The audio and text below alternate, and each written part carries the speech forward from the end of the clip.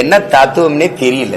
சரி, உங்க தத்துவம் உயிர்ப்பட இருக்குல்ல, உங்க திராவிட தத்துவம் உயிர்ப்பட இருக்குல்ல, ஓட்டுக்கு காசு கொடுக்காம ஓட்டு வாங்க முடியுமா? உங்க தத்துவத்தை பேசும்போது, உங்க தத்துவத்தின் தலைமகன் பிதாமகன் பெரியார் ஐயா பற்றி பேசும்போது காசு கொடுக்காம கூட்டம் வருமா? செத்து போச்சு, செத்து போச்சு. தமிழ் தேசியம் வளர்ந்து உச்சத்தை தொடல, எழுச்சி வரும்போது நீ தடுமாறிட்ட. அது எந்திரி கண்ணு முடிச்சோன்னே நீ கலங்கிட்ட. நீ திராவிடம்ங்கிறது என்ன தத்துவம் சொல்லு? திராவிடம்னு ஒரு தத்துவம் இருக்கா? கம்யூனிசம் ஒரு கோட்பாடு இருக்கு. அது உலகம் பூரா ஏற்றுக்கொள்ளப்பட்ட ஒரு கோட்பாடு. ஒரு பாட்டாளி வர்க்க சுதந்திரம், விடுதலை, உரிமை, இதில் ஏதாவது இருக்கா சொல்லுங்க? ஏதாவது இருக்கா? அது பாட்டாளி வர்க்க சுரண்டலுக்கு எதிரானது.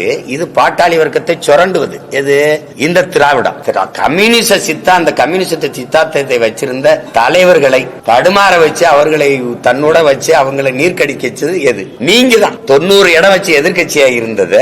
சிவானந்தம், ராமமூர்த்தி போன்ற மிகப்பெரிய தலைவர்கள் இருந்தது. இந்த நாட்டில் சிங்காரவேலர்னு ஒரு தலைமை இருந்து கொண்டு வந்த தத்துவத்தை 12 சீட்டு யாரு? ஐயா கருணாநிதி, அம்மா ஜெயலலிதா அவங்க எல்லாம் இருக்கும்போது 12 சீட்டு வாங்கி நின்றவங்கள இவங்க 6 சீட்டுக்கு குறுக்குனது யார்? சரி, கம்யூனிஸ்ட் தத்துவம் சரிங்க, அந்த தத்துவத்தை தூக்கிட்டு வந்த தலைவர்கள் சரியில்லைங்க, சரி விட்டு. திராவிடம்ங்கிற தத்துவம் என்ன? அந்த தத்துவத்தை கொண்டு வருவதற்கு சரியான தலைவர்கள் வந்துட்டாருன்னு யார்? ஐயா ஸ்டாலின், தம்பி உதயநிதி எல்லாம் அண்ணன் சொல்றாரு. அதெல்லாம் ஏற்க தெரியல. என்ன தத்துவம்னே தெரியல. சரி, உங்க தத்துவம் உயிர்ப்பட இருக்குல்ல, உங்க திராவிட தத்துவம் உயிர்ப்பட இருக்குல்ல, ஓட்டுக்கு காசு கொடுக்காம ஓட்டு வாங்க முடியுமா? உங்க தத்துவத்தை பேசும்போது, உங்க தத்துவத்தின் தலைமகன் பிதாமகன் பெரியார் ஐயா பற்றி பேசும்போது காசு கொடுக்காம கூட்டம் வருமா? உங்க திராவிட சித்தாந்தத்துக்கு ஓட்டு போடுறானா? உங்க தத்துவத்துக்கு ஓட்டு போடுறானா? நீங்க கொடுக்கிற அற்ப சலுகைகள் 1000, 500, 2000, 3000 இந்த காசுக்கு ஓட்டு போடுறானா?